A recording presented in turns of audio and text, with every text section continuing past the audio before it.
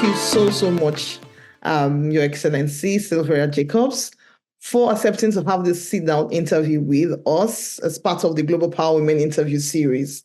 And we are so honored to have you speaking with you and to also have you in the book. And we've written about you, but we wanted to hear your own story, to tell it from your own perspective. And that's why we wrote to your office and asked to have this interview with you. So thank you so much for sparing your time to be here. It is my honor and pleasure to be here on a forum such as this. So thank you for the invite. It's an honor. Thank you. You're welcome. We just go straight to the point because I know you are an extremely busy woman and we cannot keep you too long. So I'll try my best to skip some questions because a whole lot of questions.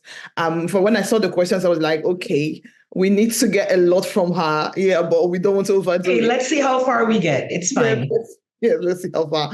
All right, thank you. So you are renowned as the 7th Prime Minister of St. Martin since 2019. What is your personal definition of Silveria Jacobs? Well, for me, I am a very humble, simple woman, actually coming from a background of education, raised by a single mother who basically taught me the real, true meaning of dedication, commitment, and resilience, and rising above circumstances. And so that's who I am. I come from a place of humility. I'm an educator at heart, so I'm always seeking educatable moments. And empowering youth and women has been something that I've stood for all my life, because as an educator, I've been mostly in contact with our youth in the first 20 years of my professional life, and having to work with parents, and mostly single parents who were mothers. I saw where the ones that could really invest in their children in time and energy, their children were the most successful. So I really saw the importance of empowering women to empower a nation.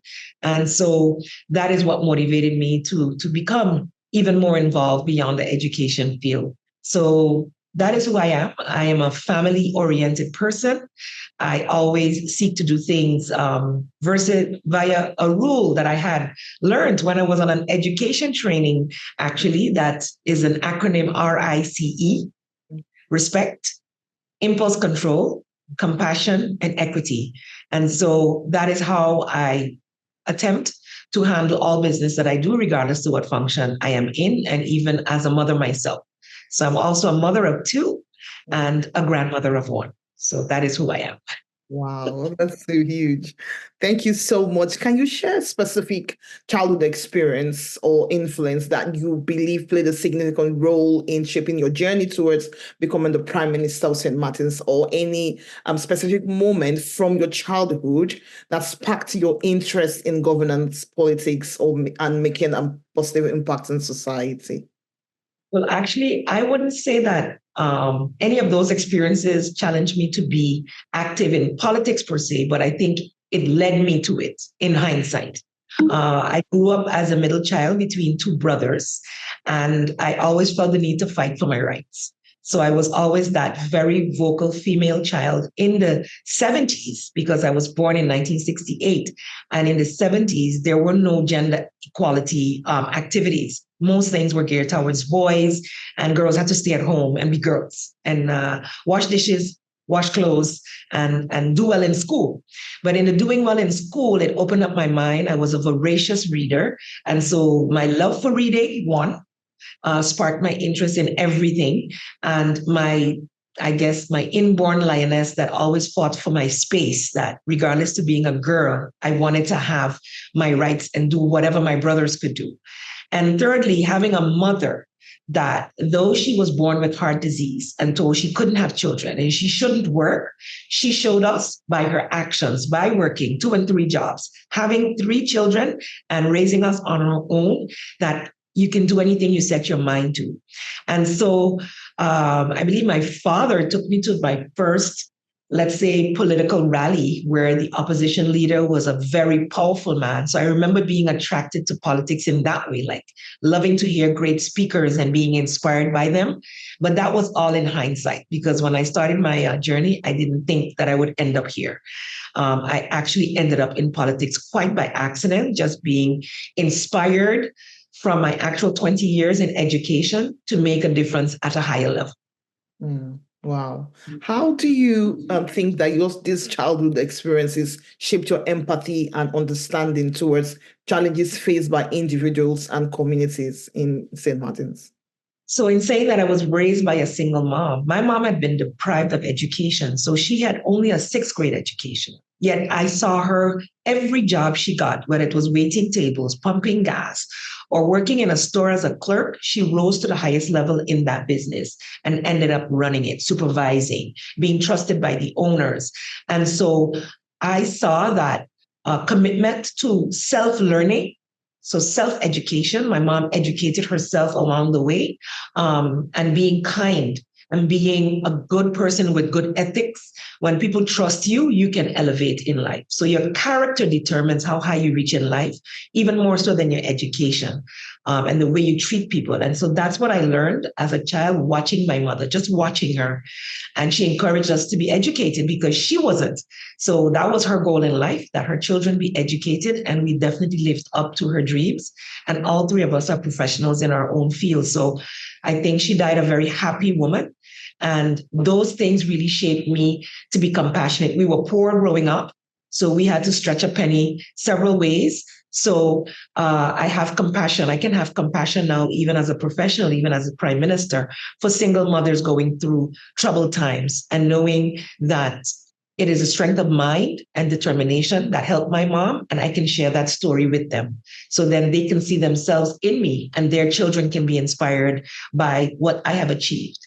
In fact, on the campaign trail just recently, I met a lady who said that story inspired her because now she is that person. That was my mom, the uneducated mom with three children who she's pushing to reach to their highest levels. And also based on her work ethic, she has been elevated from just being the security to being the assistant to I think the HR personnel in a huge company. So it shows that hard work, dedication, and not being stuck in where you are, but taking whatever has been handed to you, making the most of it with a good attitude allows you to elevate to the next level. Great insight there. There are young girls and women will watch this video or will look up to you even now and want to, be like you, to take up this such top leadership role. What would you advise them are the skills or qualities that you developed or you had during your childhood that were valuable in your role as, or became valuable in your role as Prime Minister? Well, for me, the most valuable thing I learned was be who you say you are. Be honest and true to yourself. And your actions must reflect who you say you are. And that's part of my RISE acronym as well. Respect, impulse control, compassion, and equity. Treat people the way you want to be treated. So no matter how angry you get, you cannot meet anger for anger and expect a good outcome. Sometimes taking the high road, no matter how you feel, helps you to live on, to go a next day, to fight it in a different way. I've learned throughout my life that even the challenges that we face in life are lessons from which we can grow. And I've certainly grown from many mistakes I've made through my life.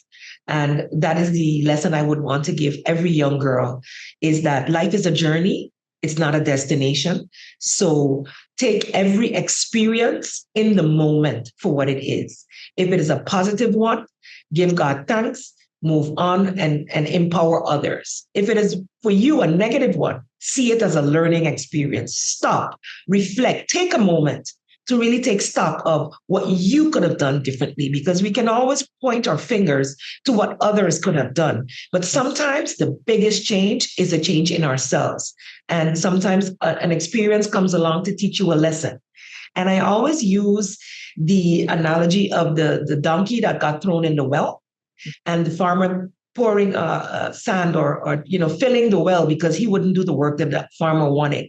And the donkey just kept shaking off each shovelful and stepping up, shaking off each shovelful and stepping up until he got to the top of the hole, which was flat with the land, and he could step out and walk away as a free donkey. So sometimes the challenges are hard, they hurt, but if we stop, reflect, and look at what we can do differently in that situation, we will see that It's a lesson that we can learn from to be stronger for the next time an experience hits us. So never be discouraged.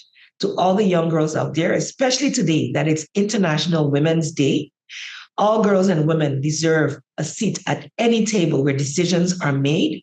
And in order to do that, your actions today count. Because of social media today, be very careful of what you post. Do not post in high emotions. When you're angry, take a minute, because these posts can follow you. Tomorrow you have a great opportunity and it is taken away because of that. Every action has a reaction. And so make your actions as positive as possible, because what you put out in the world always comes back to you, and it comes back to you tenfold.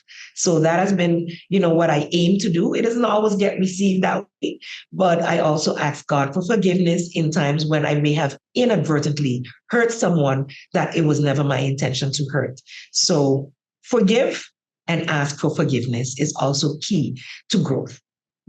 Wow. You are a powerhouse of insights. Thank you so much. And you have a palpable, that's how I could just describe you. Reading about you, you have a palpable passion and love for the plight of people. What initially sparked that passion and love for people? And how has this passion influenced your decision to pursue a career in public service? So I think from a very young child, I had a very strong sense of right and wrong. I didn't see gray. It was either black or white for me. And as I grew up, I learned to compromise a bit. I have a very strong lioness character. I am a 31st of July baby. So my mom says from a child, I was always very strong-willed. But I went into education because of my broad education. At the end of high school, I actually didn't know what I wanted to do. And I was pretty good in many areas. So my mentor at the time said, you should teach because you have a broad base of knowledge and you're quite intelligent. So with that encouragement, I went on and I studied to be a teacher. And I love teaching. I still love teaching. I love inspiring others to be the best that they can be. So it started there. And while teaching, management would always call on me to do all kinds of other things. And so I elevated to other management roles within the school until I became the school manager. So that's what we call a principal in my younger days, but now it's called a school manager. And I love that. But I constantly felt like, but the policies are strangling, the ability to actually reach the children who need it the most. And we're a small island developing state, so it's very difficult to meet all the needs of our people who are so diverse. So I endeavored at that point to enter into politics and make a greater change. And I was able to do so very quickly. I gained the confidence of the people, and I served as Minister of Education on a couple of occasions where I felt I could then impact policy and procedures that would better improve education. Because for me, like Mandela said, education is the most powerful weapon with which to change the world. Knowledge is something you cannot take away from you. And you are only imprisoned if you allow yourself to be imprisoned in the mind. And so for me, opening the minds of children, the way mine was opened as a student, seeing the world through books, and now having the World Wide Web, to me, gives children and adults, because I also believe in lifelong learning, infinite possibilities to improve upon themselves and become even better at being productive citizens of our country. So that is what inspired me. And I'm hoping that education will still be seen by all as a stepping stone to get where they want to get in life, regardless of their age. Thank you. Thank you so much. In your opinion, what are the pressing issues or injustices that people in St. Martin's face, and how are these being addressed? Well, for us right now, I think when it comes to gender equity, we're doing pretty good if we compare with like some of the Latin American countries and even in Europe, etc. We have in St. Martin's several high office holders, business people, etc., who are women. But of course, we're still outpaced by men in the business world and in decision-making places. But the top shotters are women. We have a women chair of parliament. We've had several female, also prime ministers and ministers and members of parliament, vice chair of the council of advice, the top executive branches of government, as well as the advisory branches have all been women, so we are not limited in that way. But I really feel that family is under stress.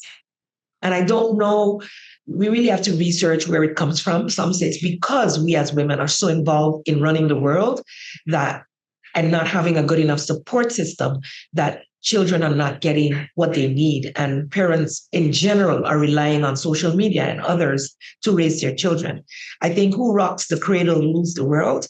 And so as mothers, being in places of decision, we must be able to make policy that protects the family structure, that empowers both men and women to be involved in their children's lives and not be sidebars, not be so caught up in making a living that you're not raising your children to be the best that they can be for the sustainability of your own country and society. And so for me, empowering family by having daycares subsidized, by allowing, I was doing an education on the move program when I was Minister of Education, whereby the business community had to commit to education, thereby allowing either financially supporting schools and education and after school facilities, or empowering their employees to be able to participate fully in their children's school life, so that they're able to participate in parenting meetings, so they're able to go to performances and the like, as well as to offer them paid leave to volunteer in schools, sports, and after school activities. Because we're a small island, I think it's necessary. And it's not always about money, it's about human resources. So that is for me one of the ways I would like to even continue in this political arena, to promote family by empowering women, by empowering parents, and by providing more opportunities for support so that they can fulfill their roles properly. Of course, cost of living plays a huge role, because some parents, like my mom, still have to do 2 and 3 jobs, and the village isn't there like it used to be in the 70s and the 80s, because we have also a very large immigrant population that don't have family around to assist with the raising of children. So that's something I'd like to address moving forward, because I think that's the biggest problem we face within the Caribbean region, and I think even possibly the world. Yes, you're correct. Can you share a story or example of a time when you witnessed a positive change or transformation in someone's life as a result of your efforts, and how did you that experience reinforce your dedication to your work?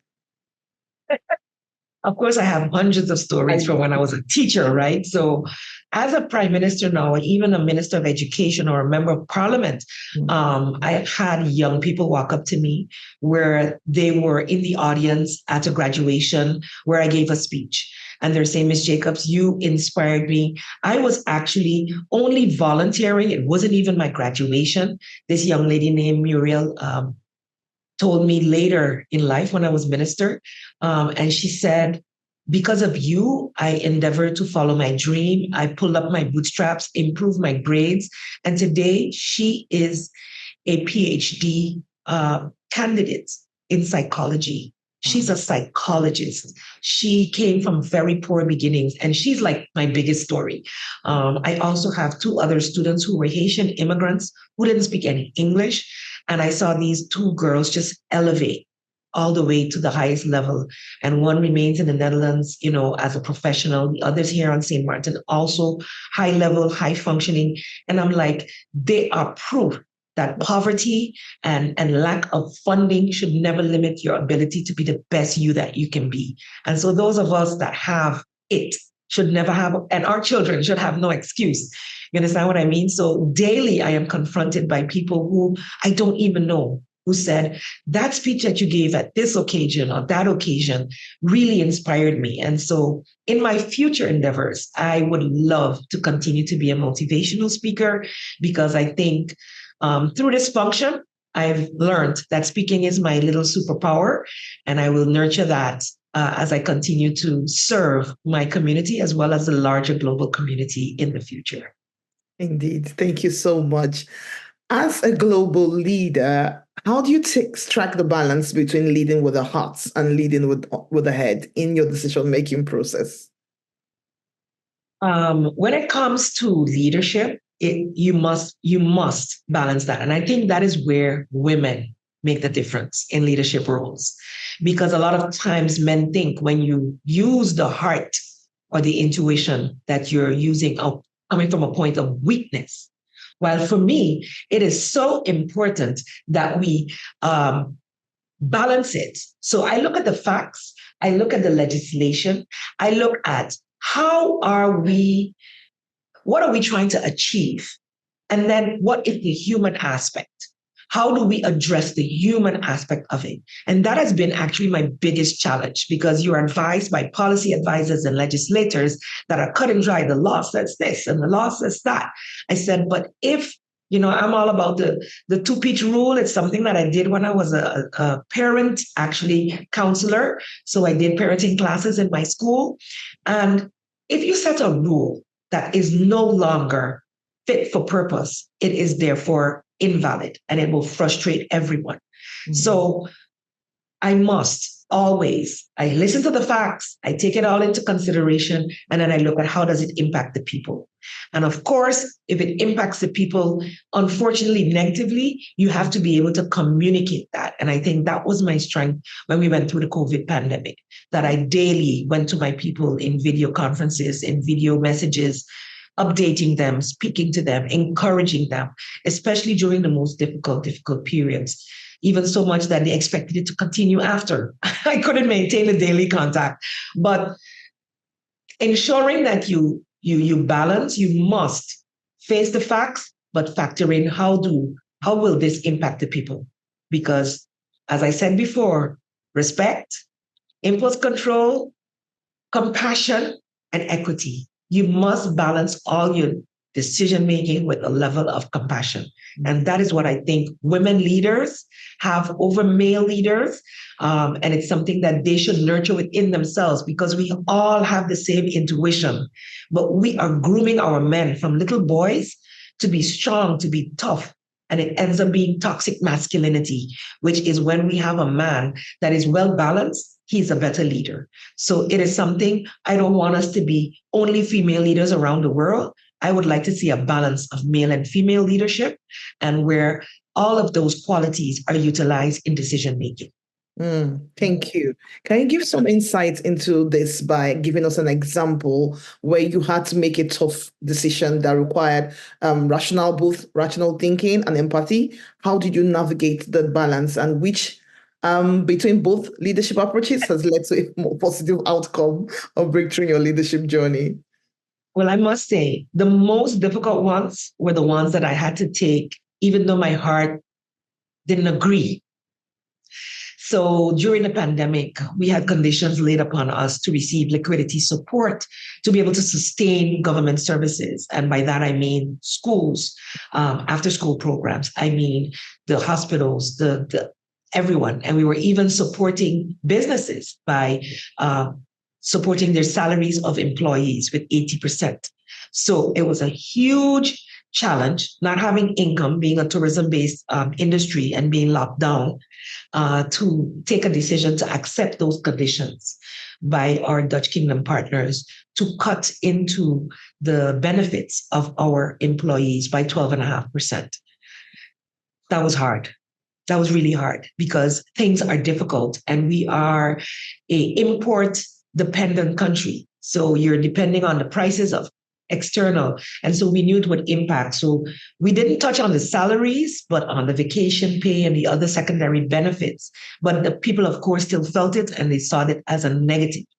But the alternative was to not get the liquidity support and not be able to support key basic services and give any salaries at all. So it was either take that or take nothing, because we were down to almost nothing in our coffers.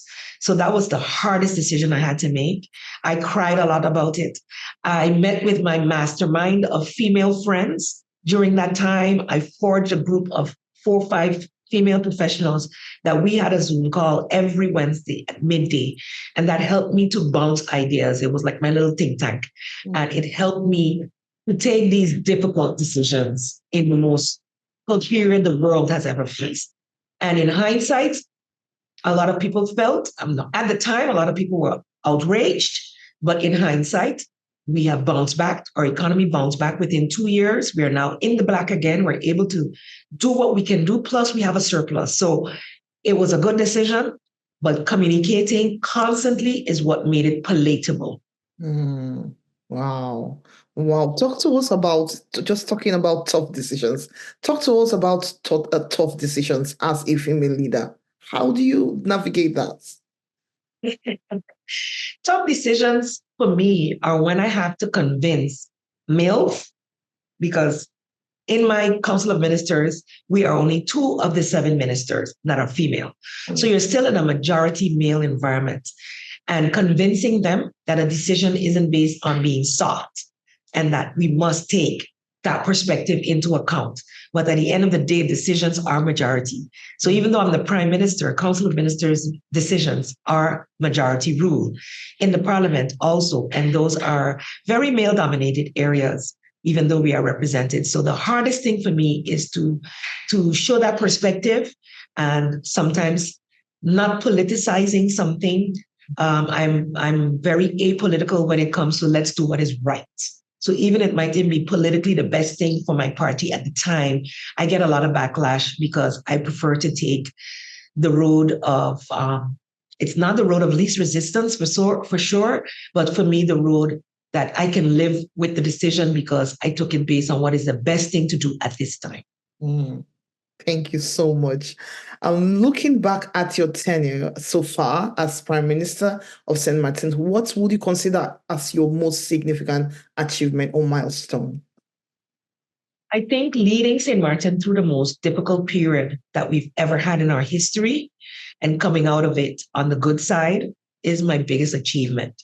There were a lot of things I wanted to do in these 4 years as Prime Minister, which I was not able to do. So it drags on me, but I have to sometimes remember to give myself grace that the first 2 years that I served as Prime Minister was rife with conflict.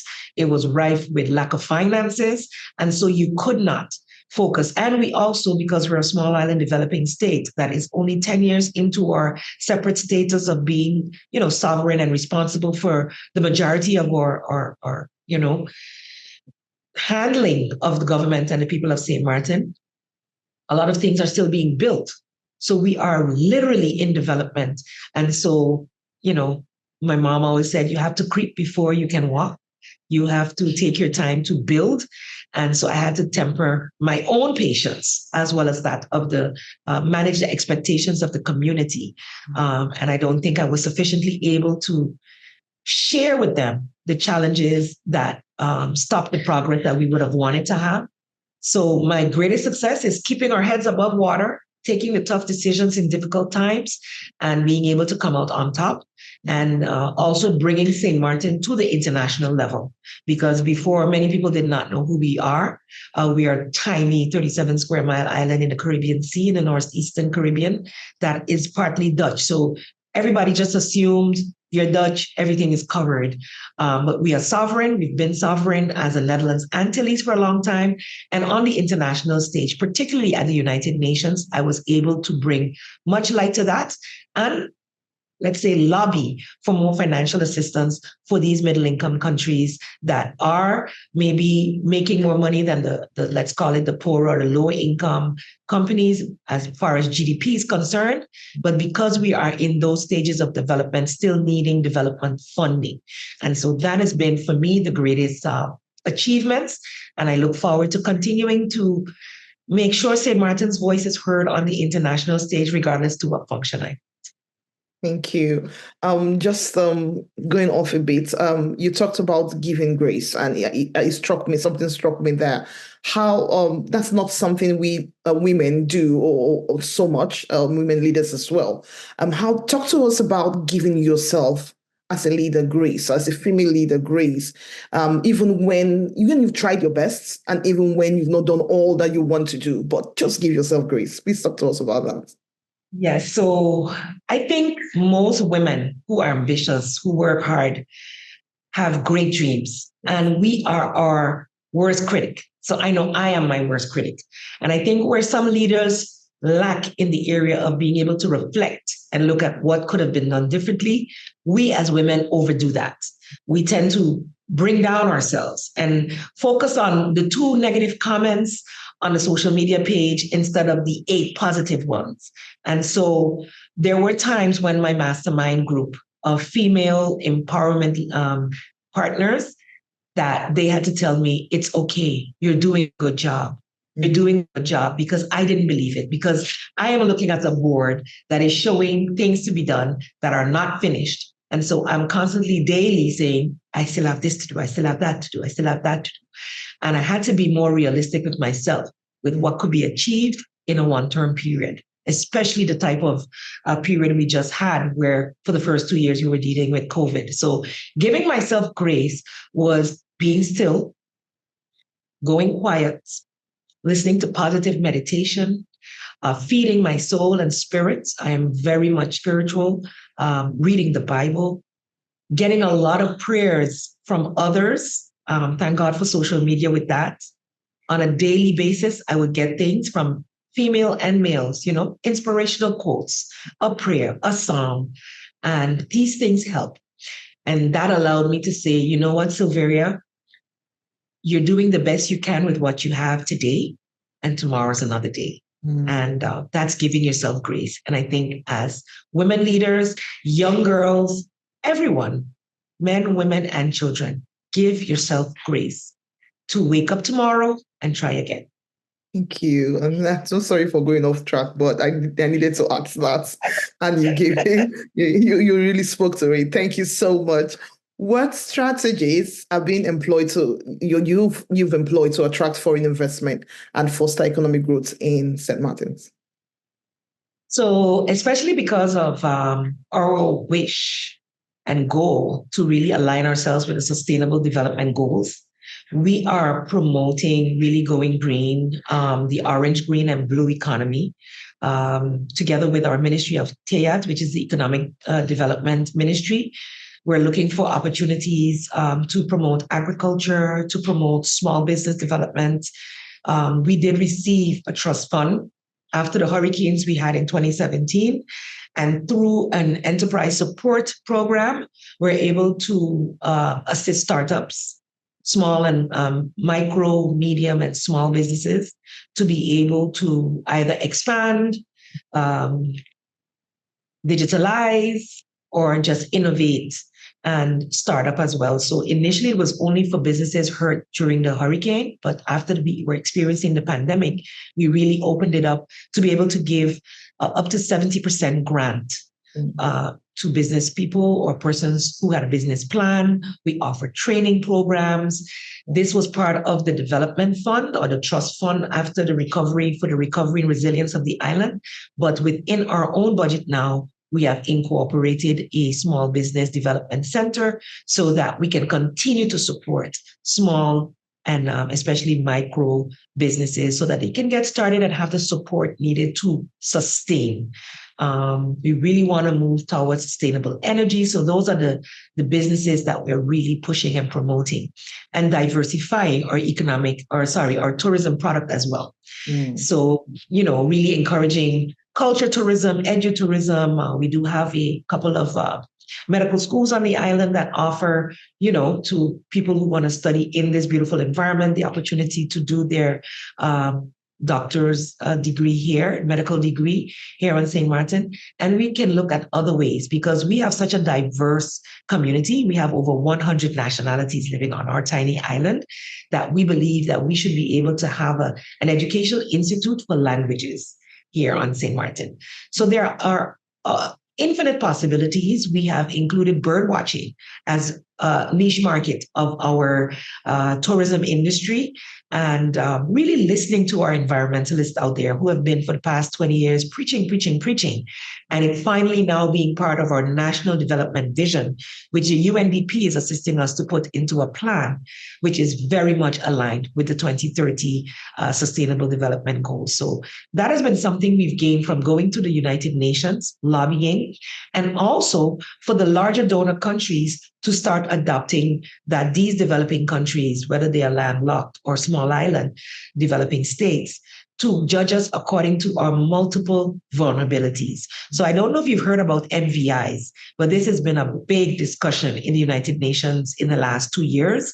And last General Assembly, I must say, Secretary General Guterres really pushed and promoted for it. And the HLORSS, this very long United Nations Committee for Landlocked, Least Developed, and Small Island Developing States, really put out a report on it so that the multi-dimensional vulnerability index would be used as a measurement stick in terms of giving funding to countries like ours that, like I said before, are medium income, so that we can get sustainable economic development to fight against the vulnerabilities like hurricanes, earthquakes, heavy rainfall, and also things like a health pandemic we had in 2020 to 2022. Thank you. Thank you. As leader of your nation, you will have significant knowledge here. Talking about tourism, you mentioned it there. Can you share the most attractive parts of your country, St. Martin's, that tourists should look forward to? So, of course, as a Caribbean island, we have some of the most beautiful beaches. I can name, we have 37. So naming them would take all day. But besides that, we have hikes, we have nature tours. We're developing a cultural tour as well, where you can visit all our monuments and learn about our history. If you go through our capital, you will see murals done by our artists, and some of them on dilapidated buildings that have been destroyed in the hurricane, but they have beautified them. So we've given them that platform to promote art. And really, we're building a volunteerism aspect, niche market as well. So you can visit our volunteer.sx website and sign up, whether you come on a cruise or for an extended stay, to volunteer and get to know the people, because we're realizing that tourists now want more than just sun, sand, beaches, and shopping. They really want to get to know the people. They want to be involved in the community. And so we are looking to create those niche markets so that volunteers, serial volunteers, like we call them, who have the money. Some want to donate, but some just literally want to put their hands in. So I encourage people who come to St. Martin to look for those opportunities. And we've just launched a brand new branding of St. Martin, and we're located right in the front street in the heart of town, our tourism bureau. And so, you could visit our websites and see all those wonderful aspects that you can contribute to, as well as come and see. Thank you so much. We shall do that. Now we have reached the time where we talk about your feature in the Timeless Global Power Women Yearbook. You were recently featured in this first of its kind Global Power Women Yearbook, Volume 1, which is an extraordinary compilation that showcases the remarkable tales of triumph, innovation, influence woven by the world's most influential women, and you are one of them. And we were honored to have you in this book. And before I go on to ask the question, I want to show the book. This is the book. I know it's online, but this is the book, the hard copy, and this is your feature here. Wow. That's it here. I didn't know you can see that. So that's it. Yes. My full name. Yes, exactly, your full name. And before I go on to ask the question, I just want to read one paragraph here. It's titled Silveria Jacobs, Championing Education and Leadership in St. Martin. The portraits on the walls of history will create an incomplete collage without the brushstrokes painting the impact of women like Margaret Thatcher, Angela Merkel, Hillary Clinton, Ellen Johnson Sirleaf, and so on, who have shattered glass ceilings and broken down even bigger barriers to inspire younger women to walk through opportunities. The story of Silveria Jacobs' trailblazing journey in St. Martin's politics embodies in several parts the achievements of these great women, their challenges, and their determination to succeed. There's a whole lot written there, and we have heard from you today, but we want to know how you feel. What this feature undoubtedly highlights your impact, your influence on a global scale. How do you feel about being recognized alongside the other influential women in the book? And what message do you think or hope that this inclusion sends to aspiring leaders, especially women around the world? Well, for me, ever since I went viral during COVID-19, St. Martin recognized that people around the world respected my leadership, my forays in the United Nations, and we've promoted it very heavily. Also was a eye opener for me. But even back then, I was listed as one of the top 10 women, or that women handled the pandemic, women leaders in the same voice as Miss Arden in New Zealand and some others. And I was taken aback because St. Martin is so small. And that's why sometimes you have to give yourself grace, because I was not seeing how impactful it was, but others outside were.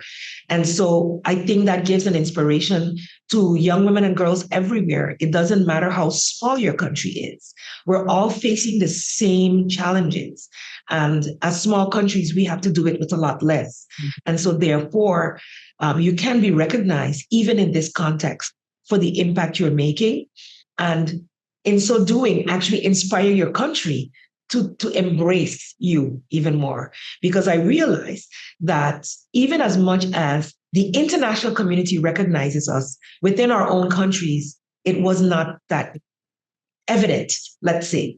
And so I thank the Global Power Women's Forum for featuring me in this yearbook, for all of the other international forums that picked up something that was said by me, because at the end of the day, we are, even though we're a big globe, because of internet, because of the World Wide Web, and because of what we've seen with the recent pandemic, we're much closer than we thought.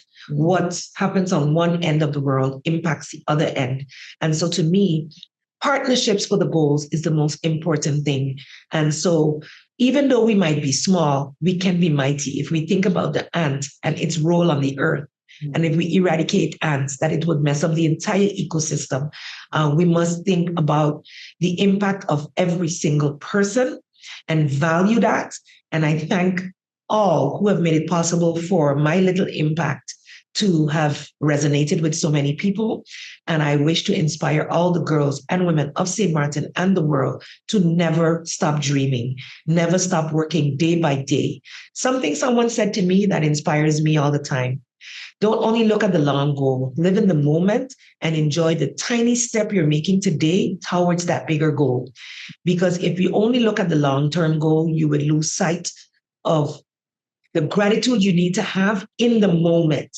And so gratitude is something that I feel, that is what I feel the most, gratitude. Because in me just going about my own business, not looking for recognition, I was able to attract attention that has helped St. Martin. And I hope it will help women across the world. Yes, it will. Thank you. What is your opinion about the impact of this Timeless Global Power Women Yearbook, especially as it chronicles courage that pays homage to the tenacity of women who have defied norms and shattered glass ceilings? Please, we want to hear your thoughts on that. I think it's important that, this entity took the time to put it all together, because it's happening all over and it's getting played. But to put it all in one book gives a youngster, gives a woman anywhere in the world an opportunity to just click or open this one place. I am looking for inspiration. I can find it. As a woman, we have a role to play, and any opportunity that we can partake in having such a powerful tool to empower others, because there's a thing, iron sharpens iron. That is also said, iron sharpens iron. And there's an African proverb of one stick is easy to break, but it's difficult to break a bundle. All these African proverbs, as we are also from the African diaspora here in the Caribbean, it has empowered us to know that if you want to go far, or you want to go fast, go alone. But if you want to go far, go together. All these things are the things that has empowered me to break the glass ceilings here on St. Martin. So having Tiny Silveria Jacobs, as well as all these other powerhouses in this one book, I think is a great way, especially today on International Women's Day, to put that out there so that women and girls, and in fact, people of this world, all people, can be inspired to go for their dreams, work hard, and make a difference, because there will be glass ceilings wherever we go. And it is only through education and awareness that those can be broken. So I wish this book much success. And I congratulate the authors, the collaborators for, the Center for Economic and Leadership Development for putting this together. Thank you so, so much. Your work is hard, and you've done that for a long time, and you've achieved so much. We want to know, and I think the audience will want to know, what's next for Silveria Jacobs. So just recently we had our elections, and though my party did retain the largest party on the island, we are not part of the actual coalition forming a government, so the executive branch. But together with 3 other members of my party, we have been elected to parliament. And so I am currently actually holding both functions. So I am both member of parliament, Silveria Jacobs, and Prime Minister Silveria Jacobs. And I can do that for a maximum of 3 months. So up until May 10th. So since February 10th to May 10th. And so I'm smack dab in the middle of it now.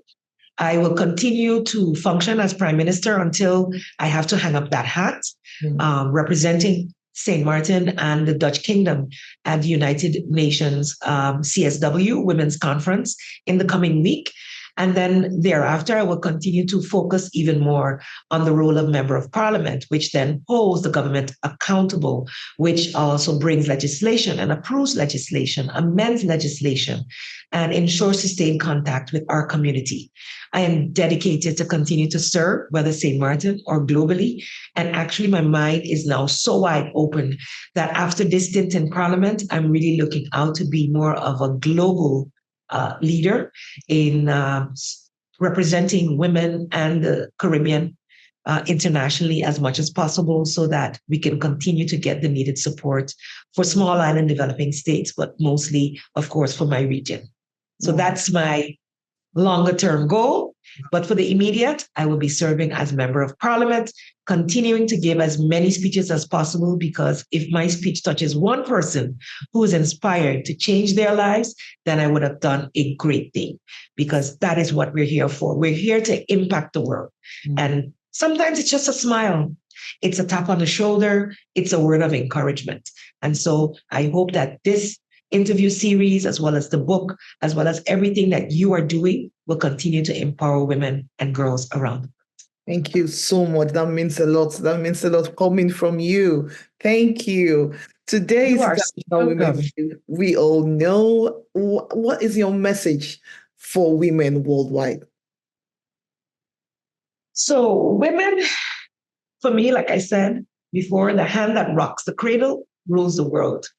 I think it's not a coincidence that we say Mother Earth. So as mothers of the nation, people kept telling me you're the mother of the nation. And I was like, no, I only have 2 children. But afterwards, I embraced it. It's a powerful thing to be the mother of a nation.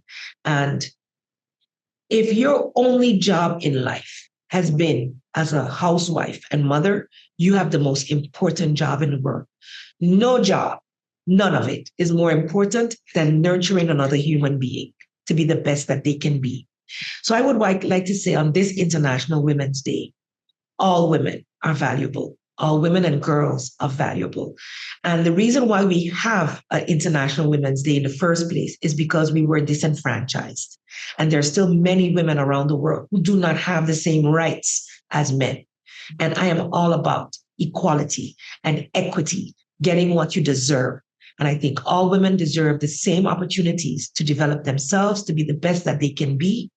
And we deserve to have good partners in raising our children, in nurturing our children, because they're not cattle. And I would really like to empower men to step up in their roles as nurturers. And mothers, it is your job to raise those men.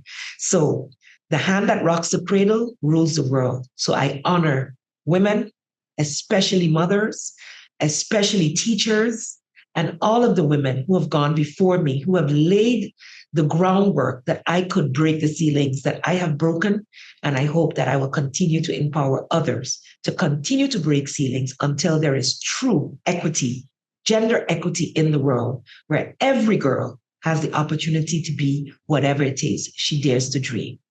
Wow, thank you, the strength of your voice. I have a last question. You have been so graceful answering our questions. Thank you. The theme of this year's International Women's Day is Invest in Women, Accelerate Progress. And whilst we anticipate engagement in this area from external stakeholders, what message do you have for women in leadership as well as those at the grassroots level regarding the need to begin to think of investing in ourselves, think of investing in themselves to achieve the progress we want to see? So that is definitely something I do, and that's why I accept these type of invitations. Women have so much power to empower other women. And so we have promoted trainings, ensuring that you have trainings and that there's equity, that women have the opportunity to apply for them and take part in them. We have done corporate governance training because we saw that there was not enough youth or women represented in our supervisory boards of our government-owned companies and others.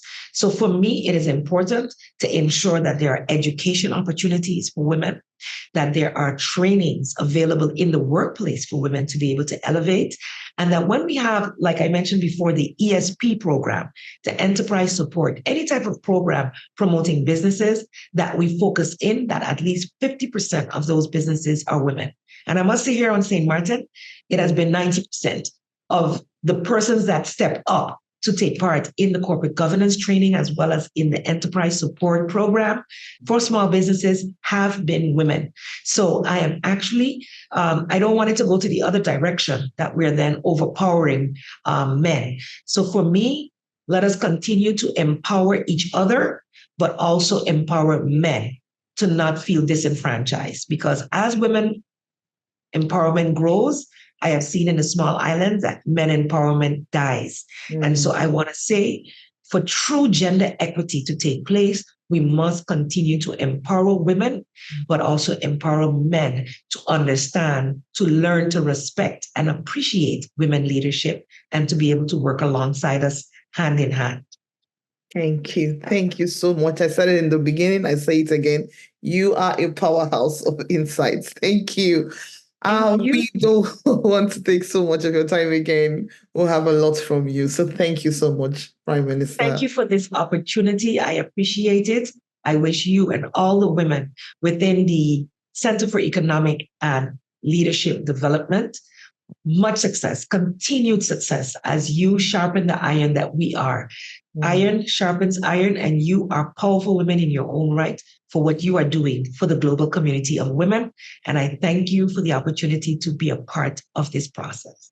Thank you. Thank you. You're welcome. Thank you so much. Thank you. Bye-bye. Have a nice day. Bye.